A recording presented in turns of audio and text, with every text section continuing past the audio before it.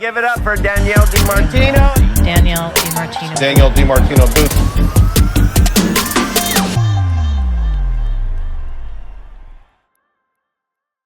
Ladies and gentlemen, I want to welcome our next, it's going to be a panel discussion, not moderated by me, but moderated by the beautiful Danielle Camboni, who is the Global Media Advisor for ITM Trading.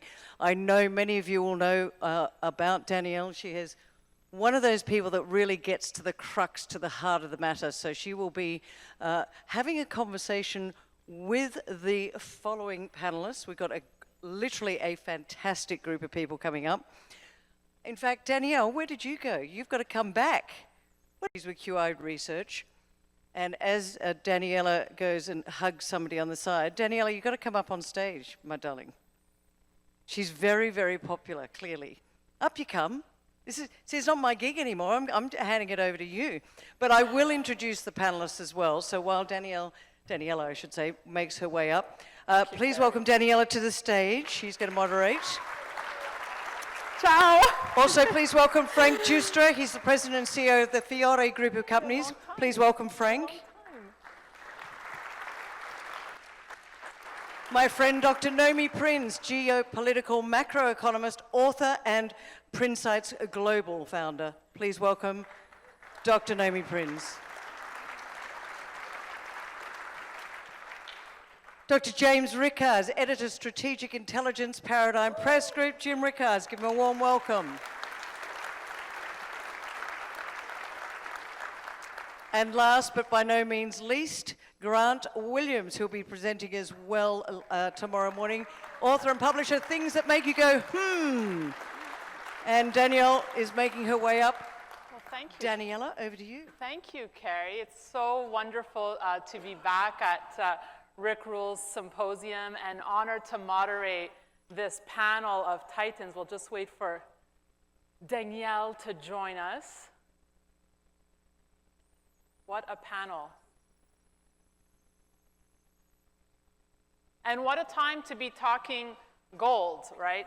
28 new record highs for the yellow metal this year alone. We hit 3,500 in April. Of course, everyone is probably thinking, where do we go from here? And of course, we're going to try and, get to the bottom of that today.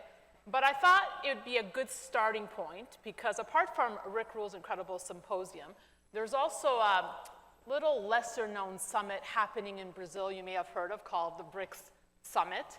And President Trump has just issued a very stern warning that any nation that aligns with the anti-American policies of the BRICS nations will be subject to an additional 10% tariffs. I think I'm going to start with Grant on this one because I'm wondering, is the fear really anti-American policies or do all roads just lead back to fear of de-dollarization? Well, it's probably a bit of both. I mean, it depends which angle you come at this from. I think the way Donald Trump is phrasing it is the way he's thinking about it, for sure. Because at this point in time, anything that's anti-American goes against the interests of America, given the fragility of the world and the fragility of America relative to how it's been historically. It's something that if you can nip it in the bud or choke it off, then you should absolutely try to do that because it's, for the first time in our lifetimes, there is a real danger here that the US can be undermined by a concerted effort by a group of countries. I don't think it's going to happen imminently, but at this point in time, I think it's inevitable that it will happen at some point in time. Whether that happens because the US oversteps or overreaches, or which we've seen instances of that, particularly in 2022, when the Treasury froze those Russian central bank assets. That was a definite overreach on the part of the US, and that's still rippling through the system for sure. Or whether it is a group of countries that decide enough is enough, they come together and they see a slightly better set of opportunities. There's a British statesman called Lord Palmerston, who was the foreign secretary many, many years ago in Victorian times, and he once said, he was asked about this, and he said, we have no perpetual friends, we have no perpetual enemies, what we have are perpetual interests. And that's the same, that's statecraft in a nutshell.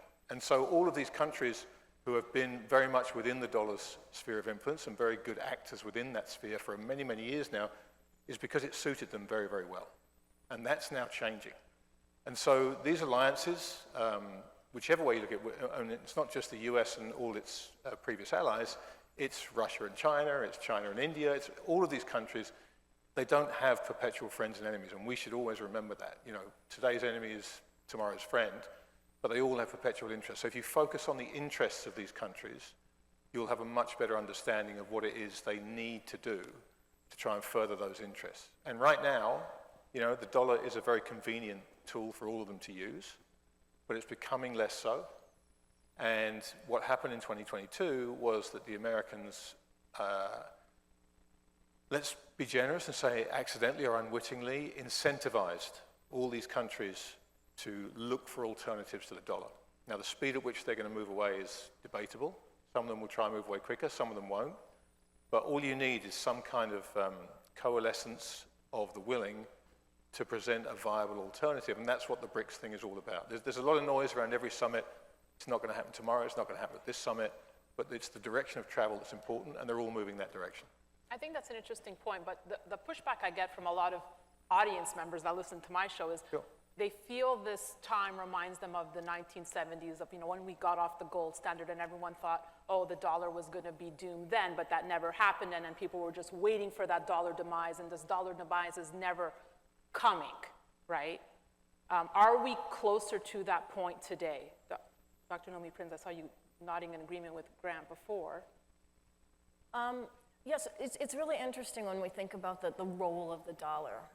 And Rick was talking earlier about, and as we've experienced the decline of the purchasing power of the dollar, and that's one thing with respect to debt, with respect to consumer ability. But the bigger geopolitical picture of what's happening to the dollar now, which is different from what happened in the 70s, is that the availability of assets, of natural resources to these nations, if they trade with each other, if they sort of close ranks with each other, is much greater than it was in the 1970s. For example, in the 1970s, China wasn't controlling 85% of the processing of rare earth minerals that make up our permanent magnets, our defense missile systems, and so many other things. So we've had a shift in processing capacity which did not exist in the 70s.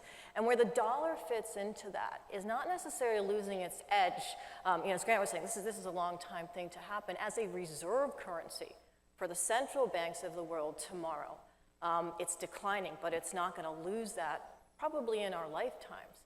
But what is happening is that the BRICS nations, and they're talking about right while we're here now, want to find a way to harness their natural resources and their economic power to be more secure trading blocks, to be able to be more powerful on the global stage.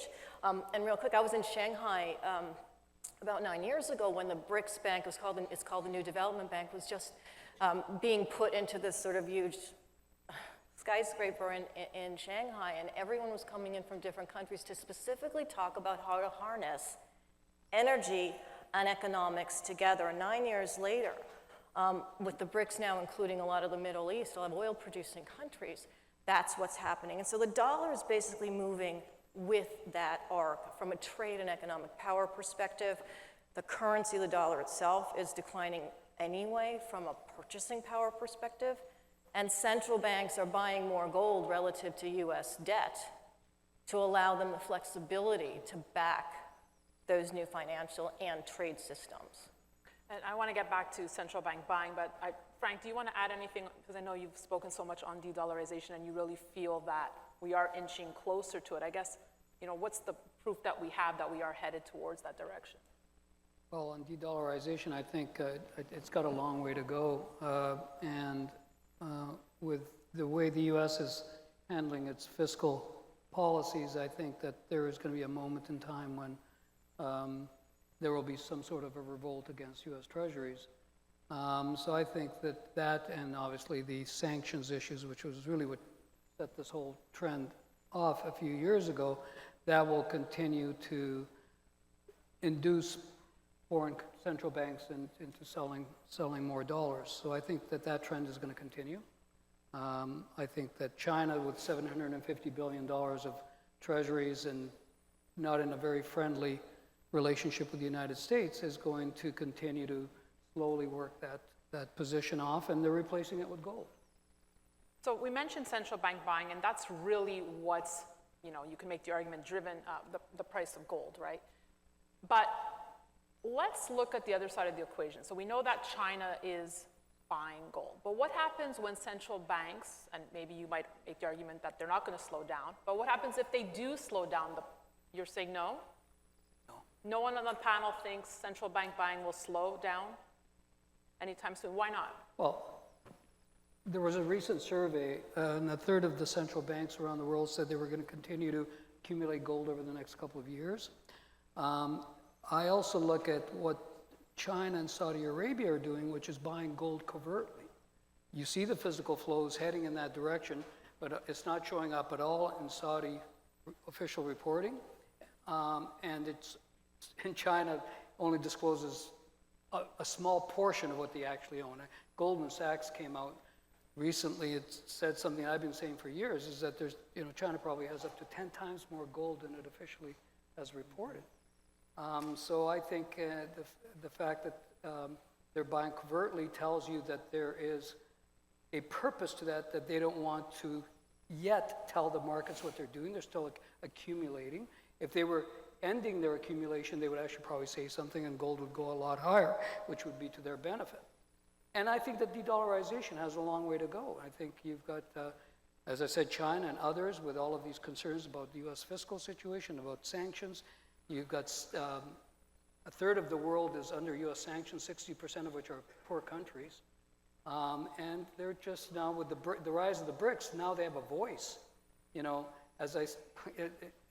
It's for U.S. or Trump or anybody that is the administration with the U.S., you can threaten one country, but it's like being a bully in a schoolyard. You're bullying a kid and he's got 45 of his friends behind him, you're going to think twice. And the BRICS have now found their courage and their voice, and I think that's going to go a long way. Is it realistic to think that China really is planning, a currency to compete against the dollar that is backed by, Danielle, you say no? What do you think? No, I mean, so they're in a different wheelhouse than I am. Okay. So from the perspective of the plumbing of the financial system, I think one of the more interesting developments is that you've got Michelle Bowman, who's very much considered to be bank friendly, coming in as the new vice chair of supervision and regulation on the Federal Reserve Board, and yet we still are not, she has not tabled central clearing of treasuries. So I think as long as that is still viably anticipated to come into effect before Jay Powell leaves, that will provide a very natural plumbing type of backstop to provide an extra layer of indemnification protecting the U.S. Treasury. So you believe that they're actively working on this to stop It's still going. Again, I thought when Michelle Bowman was appointed that might be something that was pulled. But no, we're still moving forward on the central clearing of treasuries. The biggest watershed event probably in modern history was on the night of, I think, March the 23rd, 2020. There was no bid for the long bond in Asia overnight, because so many of the hedge funds that are responsible for give or take 50% of treasury tradings, they turn the lights off, they step back. And that was the point at which we realized, staring at the whites of the eyes, that the risk-free treasury was not if you can't trade it. So, but if they push through with central clearing and much more clarity into that market, then you buy time on a practical level. I'm speaking about a practical level. Yeah. Jim, you're being a little too quiet for my liking over there. I know you. Why do I feel like you have something to say? Waiting my turn. Well, Did you guys bludgeon him? Anything to add on in terms of what you think China's doing with the gold and whether they'll keep accumulating or not? Well, Frank's exactly right about what China's doing in gold, and they will keep accumulating, and they're almost certainly, they have two entities, the People's Bank of China and something called SAFE, State Administration of Foreign Exchange. People's Bank of China, they got a website, it's in English, you can look it up, et cetera. The real action's in SAFE, run, at least for a time, by a former PIMCO guy. They know what they're doing. But that's off the books. There's no transparency there. And that's where they accumulate the gold. So periodically, you'll see China will increase its stated gold reserves at the People's Bank of China by 600 tons, let's say. Anyone who knows anything about gold, this entire audience pretty much, you can't go buy 600 tons on short notice. What it means is they accumulated it off the books and then they put it on the books at a time that they're choosing. So there's a lot more in SAFE.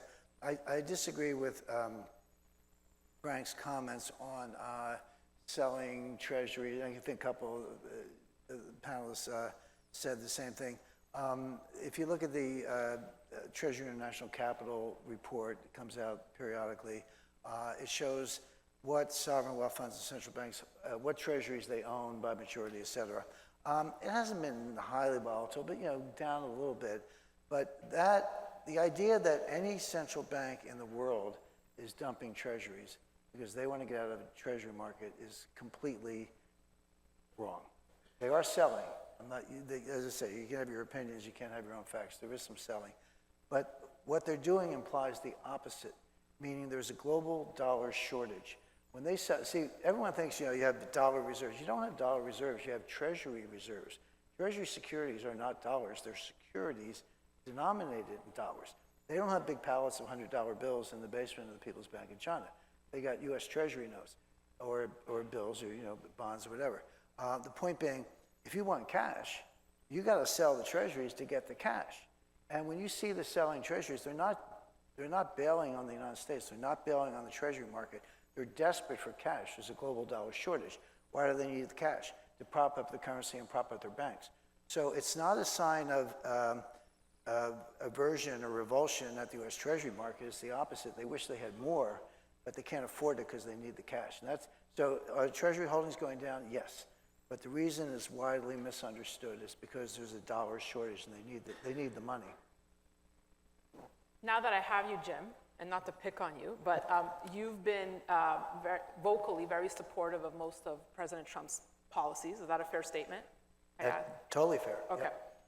I worked with his transition team. So let's talk, yes, I know. Let's talk about the big, beautiful bill. I know, Danielle, you have a lot to say on this too, but Jamie Dimon, Ray Dalio have been very vocal about the crisis we're facing with the debt now, and they've been critical of the bill, adding that it's going to just add another $3 trillion within the next 10 years. Talk to me a little bit about your thoughts of your pals Dalio and Dimon and whether they have a right to be so critical here.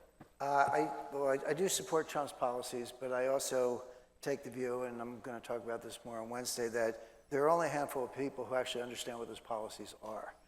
But we see press releases. Is he one of them? Sorry? Nothing. I'm sorry, Danielle. I just nothing. Nothing. But Trump gets it. You go back to February, early in the Trump administration. What word did you hear more than any other? Uncertainty. The market went down from November to April, turned around in April. It's been rallying since. I get it, but it was uncertainty. CNBC, Bloomberg News, all these financial outlets, et cetera. But if you look at the Economist or the Financial Times, they're Jillian Taylor, those people, they're more likely to say chaos. This is chaos, and they have this taco. Trump always chickens out, changes his mind. And if you look at the record, like what he said, we're going to put 200% tariffs on China, and then a couple of days, well, maybe 100%, maybe 105%. We'll give a 90-day extension or whatever, and it conveys this notion that can't make up his mind, doesn't know what he's doing, they're winging it, et cetera. None of that is true. Their policies are so disciplined, so organized, and so pre-programmed. There is this appearance, and Trump, you can't deny that Trump changes his mind. It seems to every couple of days. That's part of the art of the deal. But they've got a coherent, interoperable economic plan that, in my view, is brilliant. We'll see how it works out. Is brilliant? Yes. Okay. And there are only a handful of people who really understand it. And I wouldn't necessarily include Jamie Dimon on that list. So in relation, I'm serious. So getting back to the debt, though, right? Well, the debt, okay, so the debt. So what do you hear from like really smart people? I'm not saying this is just, like a mob or something, but, $38 trillion in debt, which I think is about the number. It goes up, I have to be careful because it goes up a couple $1 million a minute, so I have to like update. But I think it's about 38 trillion, give or take. The deficit is, it used to be the baseline deficit was $1 trillion. They stuck $1 trillion on for COVID. Now somehow the baseline is $2 trillion. It wasn't temporary. It never is. Debt deficits are out of control. Druckenmiller said this and so forth. None of that is meaningful unless you have something to compare it to. It's just a big number. It's a talking point. End of the dollar. U.S. is going bankrupt. The U.S. is never going bankrupt, et cetera. But here's why. Because it's like if you, let's say you owe $50,000 on a MasterCard. Is that a lot of money or not? Well, if you make $20,000 and your interest rate is 28%, you're probably going broke. But if you make $1 million, you can just write a check. So you cannot evaluate whether $50,000 on a MasterCard is a small or large number unless you're talking about the income. And that leads you to, let's look at the debt to GDP ratio. Don't scare me with big numbers, don't even try. Give me the debt to GDP ratio and I'll tell you, and give me the trend, and I'll tell you if there's difficulty or not. And that is, the guy who does get it is Scott Bessent. He, former hedge fund guy, but also a very, very smart guy. And that's what they're focused on, and that's at the heart of the three arrows, the American system. These are again things that I'll be talking about on Wednesday, but it's all about the debt to GDP ratio. And in 1945, the debt to GDP ratio was about 120%, a little bit less, maybe 115%. Today, it's about 123%. So it's all-time high, but comparable in some ways to what it was then, 1945. By 1980, that number was 32%. So we've done it before. Now it took 35 years, okay, but it's doable, and we'll talk. And that's kind of where Trump is going with this. So don't shout out big numbers unless you can put it in some context against some metric. Is it meaningful for one of the panelists here? Can I go back down? Yeah. Well, this is the 3 hours plan, Well, I'll take the Reader's Digest version. Well, the 3 hours are deficits of 3% of GDP or less, real growth of 3% of GDP or more, and 3 million barrels of oil per day additional production. Those are the 3 arrows. There's a lot more to the Trump plan. I promise, I can do calculus, but I promise to use fifth grade math, at least when I went to school. I do think that Bessent has a lot of good ideas. Sorry? I do think that Scott Bessent has a lot of good ideas. Yeah. I think putting them into, I think making them work, he's having a little bit of a hard time. Well, what happened between 1945 and 1980? Well, I'll tell you what happened. The debt went up by a factor of 4, deficits went up by a factor of 4, and the debt to GDP ratio went down 90%, not 90%, but about 80%. So the point is, it has nothing to do with debt and deficits. It has to do with growth and ratios. So that's definitely true, and there's an issue and there's a potential. And natural resources run through the potential. The issue is that we do have a lot of debt, and it's going to grow.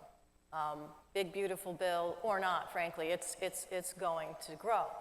And what that means, specifically where interest rates are today, is that we're also increasing the amount of servicing that we have to do on our debt as a nation. So when you look at debt to GDP, you're not also looking, which is at historical highs, as Jim mentioned, you also have to consider that you're looking at debt plus servicing debt ratio to GDP. And at the moment, that actually would probably put us at a higher number if that number were calculated back in the 40s. And in the 40s, we basically headed into a war. And we expanded because we were sort of in a position where the U.S. wasn't being attacked on U.S. soil effectively, of being able to grow the industry into the war. And then after that came Eisenhower, and then after that came highways, and after that came infrastructure, and after that came a lot of the companies' growth that we know today. all basically moving infrastructure, growth, energy, and all sorts of different sectors forward. If there is a plan to do that, and there are some executive orders that have come out from the administration, I think there can be much more legislation on a bipartisan basis once the whole budget thing is sort of sorted, which always takes all the oxygen out of Congress and the country. There is a path, and in that path are natural resources. In that path are building industrialization and trying to also sort of move forward on a processing capacity of assets, of hard assets, which I was referring to before, and which other nations are basically also expanding upon very quickly, already have capacity for, such as China. So the issue with debt is also the cost of sitting with that debt versus monetizing that debt into growth, utilizing it to actually finance growth, as opposed to just, for example, sitting on the Fed's book. And the Fed's book has come down a bit in assets, but it's still higher than it was in the wake of the financial crisis, 6.8 trillion instead of 4.5 trillion, down from 9 trillion at COVID. But there's still a significant amount of debt in the system that we are servicing that isn't being repurposed for that growth. And that's where we need to be, and that's where the opportunities lies, and especially for the assets that are involved in actualizing that growth. Yeah, please, Danielle just if wants to I jump can in. drop a footnote on Naomi's point about debt servicing, she's exactly right. But going back to 1945, debt to GDP ratio close to 120%. There's something called financial repression. The Fed was subordinated to the Treasury. And if you look behind the Trump, Jay Powell name calling, they're working on the same thing. So they need to subordinate the Fed. And Naomi's exactly right about the number, but one of the ways you do that is you put the Fed in a box. Danielle, you had something to add here? No, I was just going to get a quick clarification, and that is, so if I'm understanding correctly, because the U.S. consumer, I just spent 30 minutes demonstrating, is tapped out, and the U.S. consumer is 70% of GDP. So and I don't think that that's necessarily a good thing. But if I'm understanding correctly, then the way out is business investment. Growth. Yeah. Okay. And that's, okay. And that's going to be incentivized by these policies. How? I guess that's what I'm not getting at, because most private entities right now remain in a cost-cutting mode. Mm-hmm. They're in a defensive posture. Hell, they're in a fetal posture. So what I'm trying to get at is what is going to incentivize U.S. companies to become aggressive investors again? Yeah. So for example, just really quick on what Danielle And I get just infrastructure said. because we need all kinds of that. Right. Like $7 trillion worth of it tomorrow. Right, so just real quick on what does an incentive look like that has come out of this administration, actually going into this administration, for example, in uranium? Right, there's an incentive for us to domestically process and enrich uranium. That's an example of something where companies involved in that, specifically with the wherewithal, with the permits, with everything else, can participate in that growth. An example of a component of investment in business, which is very now and very sort of on trend with, for example, where energy is going in this country and globally. I'd settle for the $7 trillion in infrastructure repairs. One more point before we move on from debt. Frank, I want to ask you, okay, because let's play out Ray Dalio's scenario that the economy is having a heart attack, right? How does gold save us in that situation? Why is gold the answer? Well, gold is your hedge against all human stupidity to begin with, but certainly, and I'm going to go back, I think I disagree with Jim. I think that this debt problem and deficit problem is large enough to be a real problem, to finally come home to roost. Maybe it's not tomorrow, maybe it's 5 years from now, maybe it's 10 years from now, but you just can't, like this year, there's $9 trillion of debt that needs to be rolled over, plus what's probably going to be a $2.4 trillion deficit. That's a lot of money to roll over, and when you've lost, listen, Japan and China used to be the most reliable buyers of U.S. Treasuries. They've turned their blue tickets into pink tickets. Okay, both of them, for different reasons. And so I think that the trick is going to be, where are you going to find new pockets to stuff treasuries into? Where are these new pockets going to come from? There's not enough savings in the U.S. to take over the amount of debt has to roll over and the deficits that are coming at us. So I'm just wondering, I mean, I know, I'm fearing that there's going to be some mandated purchase of treasuries forced upon certain institutions. In the UK, it's legal to, the government can force UK pension funds to buy UK bonds, and I think that that's going to come our way eventually. They're going to have to find, where are you going to put all these treasuries? I mean, this debt is growing at an astronomical rate, and we don't have the buyers. That's the part I don't get. I'm curious to just know Grant's thoughts, if the wheels do come off, as Ray says. Is gold the place to be for you? Yeah, there's so many different ways to come at this. Just listening to what the panel said, and I apologize, the acoustics are a little difficult down this far end of the table. You're probably having the same problems I am, Danielle. But, when we talk about the solutions to these problems, they don't happen in a vacuum. Mike Tyson said everybody has a plan until they get punched in the face, and he's absolutely right. And all these great ideas about how we're going to fix this, the power to fix them is not down to you and your plan. There are other people involved in this whole thing. And right now, every single one of the people that's involved in the US's plan to try and fix this is in a similar situation themselves. And they've all got their own plans to fix their own issues. We're in a competitive situation here. Every single one of these economies, every single one of these governments is circling the drain. They're all in the same boat. And to come back to that question of yours, Daniela, gold is the answer because it's always been the answer. It's the one thing that is nobody's liability. It's the one asset that has been money good over time. And at some point, as we've seen multiple times throughout history, the system needs a reset.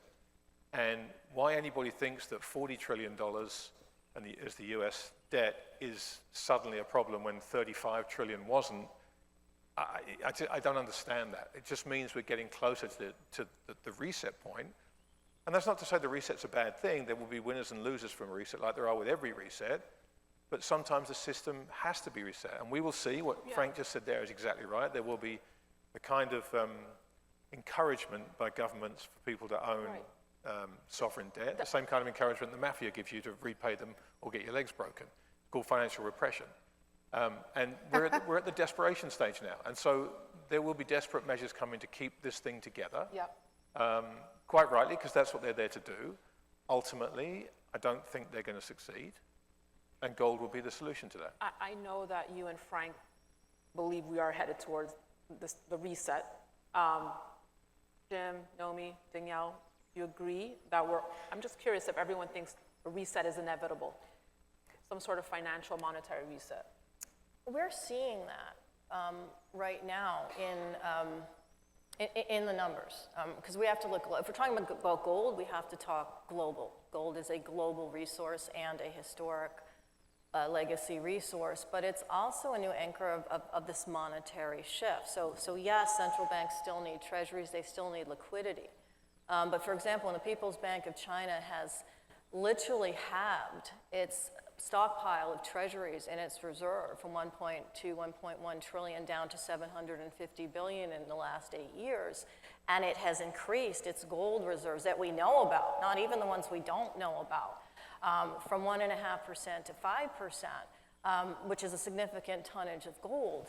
What that is resetting. It is a reset in process. It's not you flip a switch, but it's a reset in process, which is why gold's going to continue to increase in value at this time in using gold as an anchor of monetary power and therefore ultimately monetary liquidity. It won't mean necessarily a gold standard like pegged to the dollar gold standard is coming back. But it does mean that gold is important to have in your arsenal, and that's where these central banks are coming in. And that ties into, this reset is a thing right now. So you're struggling. You're struggling with this one. I'm really struggling because we're talking about such big picture items. I mean, think about how long China's been trying to convert their economy away from being this export monster to being a country that emulates the United States and that it is driven more by domestic consumption, It's been the goal of China for a very long time. The reason I bring this up is because I'm listening to everybody on stage, and what we're talking about is reversing, right? We're talking about reversing the construct of the United States economy, right? 70% of US GDP is consumption, 18% of global GDP is US consumption. But we're talking about this kind of silver bullet and reversing being a nation of consumption apparently quickly, such that we can go back to being a nation of investment. And it sounds great. Don't get me wrong, it sounds fabulous. I don't understand the practicality of it, and I certainly can't see my way through the societal shift that would be required. And this is what bothers me. This whole de-dollarization thing, I mean, it's gotta get, I mean, if I did more of this on Twitter, think of the followers I'd have. But I don't, because at a practical level, most other countries right now are broke-er than we are. And so yes, if they're building up gold stockpiles, fine. But if something really big is gonna happen reset-wise, that might be why I'm flying to Italy on Wednesday afternoon to look for a home there, which I actually am. Because the idea of a reset for me is it gonna be civil or is it gonna be hot and global? And I've got 3 sons. So just in case anybody on this stage is right about the reset, I'll be in Abruzzo starting Friday. Okay. FYI. So you think Italy's the safe place? Is that where we should all run to? I know Frank's No, already... if it's civil. Oh, if it's civil. Okay. I'm just trying to get my grandfather was born there. I'm just trying to get my passport. Okay, let's talk about something maybe more tangible for you then. Let's talk as our Fed insider. Okay. Okay. I want to know... I like this. We're going to marginalize the Fed because the Supreme Court just said we're not. I want to know if we're going to get QE this year. No. Go. Why not? Because Jay Powell doesn't like Donald Trump. And the bureaucrats are on his side, on Jay Powell's side. So if the bureaucrats were not on Jay Powell's side, then they would have unleashed the Kraken. Though, Powell's just going to do it because he does. Well, he's kind of a regular old-fashioned fiscal conservative Republican type, right? He belongs to the Chevy Chase Country Club, and he doesn't like to spend a lot of money. He's an old-fashioned Republican. I mean, I am kind of too. But what I'm saying is, if the Fed's not lowering rates right now with the bankruptcy cycle running at the fastest since 2010, either it's willfully blind or purposely blind. There's nothing they can do to force his hand. Right now, we're dithering about 25 basis points. I mean, you're asking me if you're going to get Jay Powell to the zero bound, which is a prerequisite for QE, to relaunch QE, and it's July. So again, we've got to go from, getting to the zero bound quickly, that required a global pandemic. I mean, yes, you can, nationally, no, the Supreme Court just said, no, you cannot take Jay Powell out. So they just protected his position. So we can't fire him.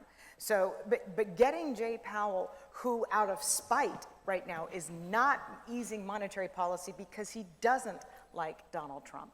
And we don't have a lot of time, so I'm just paraphrasing. I'll explain later. Because he is derelict in his duties by not recognizing that the U.S. economy is in recession. If he was, we'd be lowering rates right now. Frank? Listen, I think we're focused on the wrong question, whether it's this year or next year or the year after it's coming. Okay. Right now, we've got QE Light, which is this new, they keep finding great new names for money printing, whether it was, QE was a wonderful one. It sounds very soothing. Now it's in Treasuries using enhancements because the bond market isn't functioning properly, but it's still lipstick on a corpse, okay? And that's taking liquidity out of the bond market. Yeah. But here's... It's the opposite of QE. No, I understand, but they're managing a broken system is the point. That's why it's QE Light. It's not QE yet. But here's what's going to happen when there's a revolt because of the size of the deficits, the increasing debt. Yeah. It's at the long end of the yield curve you have to worry about, and that the Fed can do very little about. And what happens if suddenly the 10-year goes above 5% because, you know, the tariff stuff gets out of control and the deficits keep coming? The only way the Fed can manage that is with QE. Or they can just do what they did after World War II. Which is what? And they were talking to Scott Bessent about being head of the Treasury and head of the Fed at the same time. Yeah, you just lock the 10-year by the rate way, in. and we're also talking about Jay Powell. Jay Powell's going to be out next May. So Yes, he is. But between now and next May is a dog year. And Trump will get who he wants. You know that, right? I and he believe wants that. 1%, rates to go back to 1%. What do you think that's going to do? That's He just wants going to rates to spook go them. to zero. Well, yeah, and how do you think the world is going to look at the U.S. when you're going to get all of this stimulus? You got to come visit me in Italy. We'll we're next door. We'll look from there. I'm in Orvieto, so I'm next door to you. I'm curious, because Jim, you're close with the administration. I mean, is Danielle right to say that this Powell-Trump feud, is it legit? Is it real? How much of it is a show? And how does it go down? I struggle to come up with an institution that's more irrelevant than the Fed. But this is true.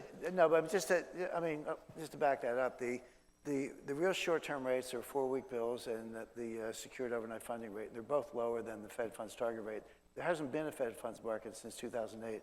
So the Fed is targeting a market that doesn't exist. And the actual short-term rates that people will borrow at are lower than where the Fed is. So the Fed is irrelevant. But to your point, everyone thinks it's important. So I have to put on that hat, I have to study it and follow it, which I do, and I write about it. Because if the whole world thinks it's important, I better pay attention. But my own view is that they're irrelevant. But I did have a conversation with the Trump transition team back last December, and they were looking for ways to get rid of Jay Powell. And I said, well, there are ways to do it, but why on earth? What a dumb idea. I said, Jay Powell is your private piñata. If you fire him or get rid of him and replace him, you own the Fed, and you're going to be responsible for the recession. Keep Powell around so that when bad things happen, you can blame Powell. And that's exactly how it's playing out. So I think Powell will be, he's their punching bag. And I said, keep him around as a punching bag because you're going to need one. So that's one thing that's going on. But all this, kind of yelling back and forth and name calling and all that, it's all for show. But the research, the best empirical research over at this point, what are we talking, 16 years, 16 years, I guess, shows the QE doesn't do anything. The idea that it's stimulus is nonsense. Now, again, it's all for show. This is all for show. If you want to see what's happening, look at the 4-week bill market. Look at the short end of the yield curve, which Frank referred to. And by the way, and this is what Donald Trump doesn't understand, lower interest rates. Again, this is part of the blame Powell thing, which I just talked about. But low interest rates are highly correlated with recession and depression. A healthy economy, a really healthy economy, like the kind we had from 83 to 86, where real growth was 16% compounded in 3 years. That's coming out of a bad recession. Granted, you had a lot of slack in the economy, but a healthy economy, an entrepreneur said, well, I can make 10%, 15% more with leverage. I'd be happy to borrow 4 or 5. Interest rates are 4, 5, 6 in a healthy economy because entrepreneurs can make more and banks can have good spreads. That's what a healthy economy doesn't look like zero bound or 1%. That looks like the Great Depression. So all this, and lower interest rates do not stimulate anything. The Fed is not leading, they're following. The Fed is following the market down. The market is telling you that we're heading for disinflation and we're heading for a recession. Grant or Nomi, any thoughts here on what the Fed will do? Well, I think they are implicitly edging towards QE because they've already changed their policy from QT, or basically they started selling bonds by letting them roll off. What does that mean? They're just not replacing bonds they already bought effectively, either some of them still in existence from, they're shrinking the, yes they are. Correct, that's absolutely correct, and that's what they announced 2 sessions ago. But that's a very small amount of shrinking the balance sheet relative to their initial $75 billion pledge to shrink the balance sheet, which they started to off a just under $9 trillion top. So they've absolutely shrunk the balance sheet, but it is still much higher than it was in the wake of the financial crisis of 2008, which of course was a sort of acute event, just like COVID was an acute event where Powell had obviously no problem going down to zero and doubling the balance sheet up to just under $9 trillion. So that's definitely happening. But where QE light happens is where you go off that basically rounding error that they're currently letting Treasuries roll off of the balance sheet with, which they're at right now as of their last their 2 FOMCs ago. The next space to that sort of small amount of QT, or very much a rounding error of QT, is to go flat, which he hasn't announced, and that could be where the ego comes in.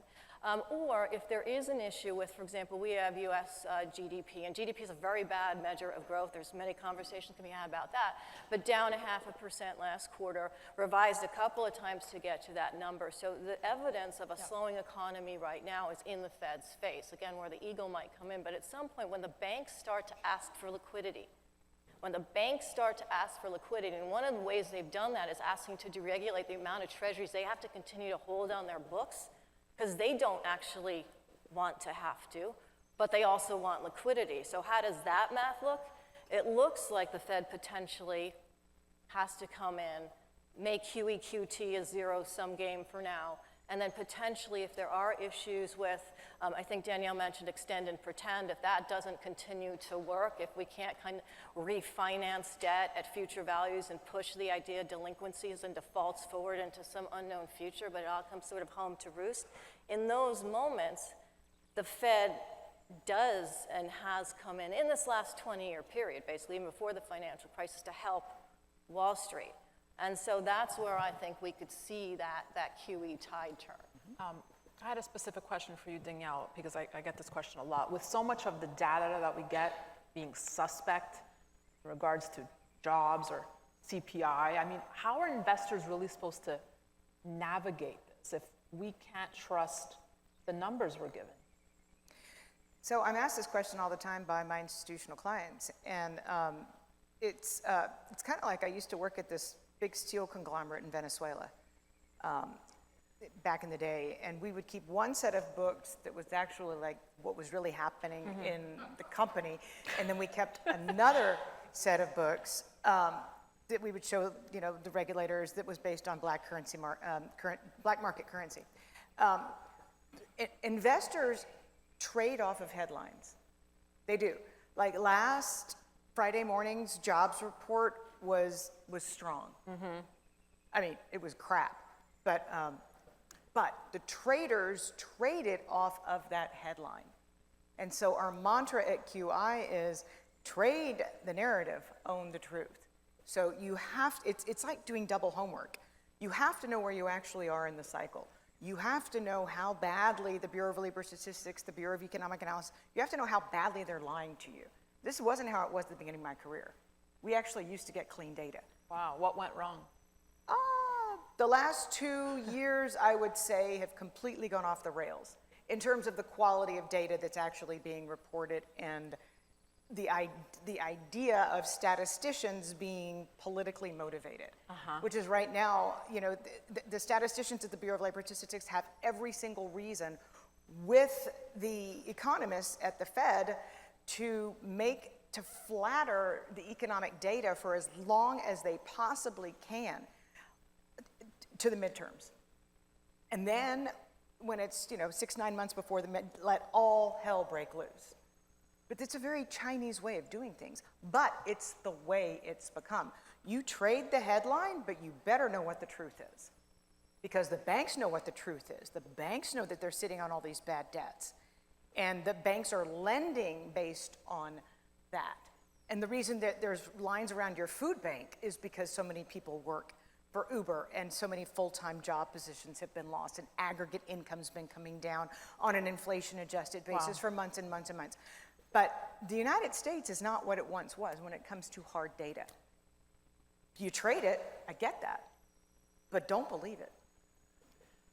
With the time we have left, I want to get in a question about the great state of Florida, which has just recognized gold and silver as currency, right? We're seeing this trend with other states as well. I mean, are these just nice talking points, or is it really meaningful? Does anyone on the panel have a strong opinion about this? Nomi? Where's Peter Schiff when I you know. need him? Right?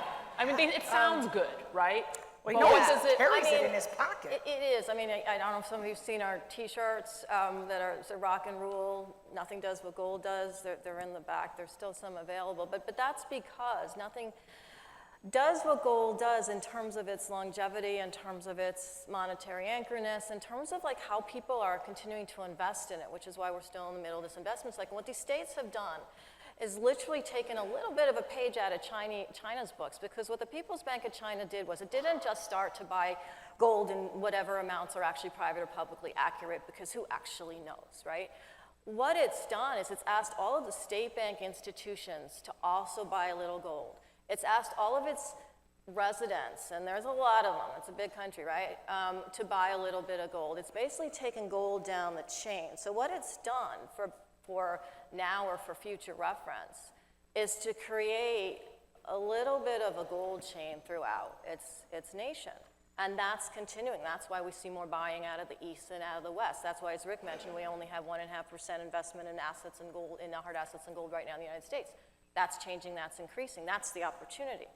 But when you look at Florida, when you look at states that are also trying to bring back something that existed, it's not like gold and silver weren't considered part of our country. There was a Silver Act where basically everything was backed by silver before there was an act that everything was backed or transferable into gold. And it really pissed off the silver miners, because they were like, wait a minute, like silver was the thing in the United States until Grant, not you, the president. And now it's gold. So we're really going back to some of our history as well. With the time we have left, let's just go down the line. Just final thoughts on where you think gold's headed. Everyone loves this question. Grant, in the next 12 months. Okay, without saying any numbers, I think gold is heading into central bank vaults. I think that's an important thing to understand. I do. That's a good answer. And I think it's important because it's going in there to stay, and they don't care what it costs. They don't care what the price is. They're not worried. They're not hanging around waiting for it to pull back to 3,000 before they buy it. They just need to own it. And I guarantee you, if central banks feel they need to own more gold, so should everybody in this room. I mean, that's the simplest way I can distill the message, to be honest with you. Jim. Gold's going higher, and it will be at an accelerating rate. And the reason, again, I try to stick to fifth grade math. When you go from $3,000 an ounce to $4,000 an ounce, that's a 33% increase.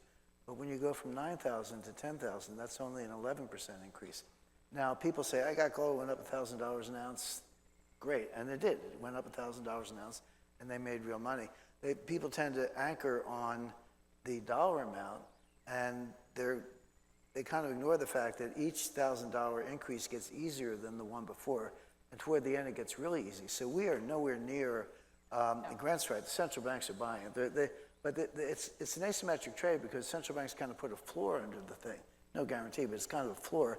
So you're not going to go down very much, or they're going to buy some, but it can go up a lot. And so we are not at the retail frenzy stage, but we'll get there somewhere around $4,000, $5,000, $6,000 an ounce when those dollar amounts get easier because they're smaller percentages on a higher base. Then it'll just go crazy. So Costco selling gold bars.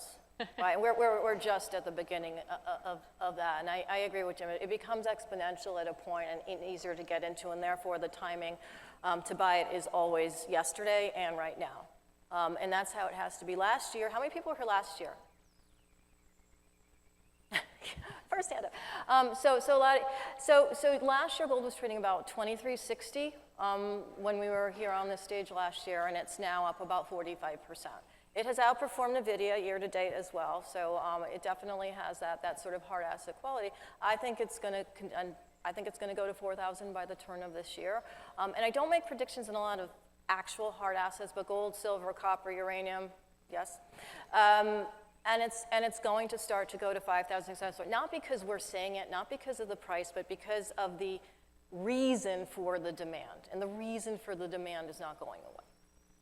Frank. So I just want to remind everybody about a couple of simple facts. If you look at this phase of the gold bull market and you compare it to the previous markets, there was a market from 1971 to 1980. Gold went up 27-fold. If you had asked anybody in 1971, or you told anybody in 1971 that gold was going to go up 27-fold, they would have laughed at you. And at the end of that run, it had a parabolic move. Again, in 2001, between 2000 and another decade, 2001, 2011, gold went up 8-fold. And again, at the end of it, it had a parabolic move. I believe we're in the third phase of that market that started in 1971. We're somewhere in the beginnings of that first phase. And because the deficit and debt numbers are so out of control, and by the way, my disdain for politicians is evenly distributed amongst both parties. No matter who's in office, they're going to run these deficits. They've proven it time and time again. So I think that at this gold market, which is just in the beginnings, is going to have, and I've never predicted the prices, as you know, but it's going to have a parabolic run at some point. Danielle, bring it home. So I'm a little bit more philosophical here, because if the state of Florida is buying it and states in general are buying it, God knows the state of Texas will be buying it as well. But sit back and ask yourself, on a philosophical level, what it means that we're talking about states acting independently, as if they were nations. My great state of Texas, the discussion about secession is real, and it is ongoing, and it is serious. And we're probably best suited to go that route. But that certainly doesn't mean that other states aren't thinking about it. When the situation broke out in California recently, there were 18 states that sided, that were on one side, there were 19 states on the other side. So if you want an argument for gold, it is your ultimate hedge, regardless of what kind of war might be coming your way. Grant, Jim, Naomi, Frank, Danielle, what can I say? Titans of the industry, thank you so much for this incredible time.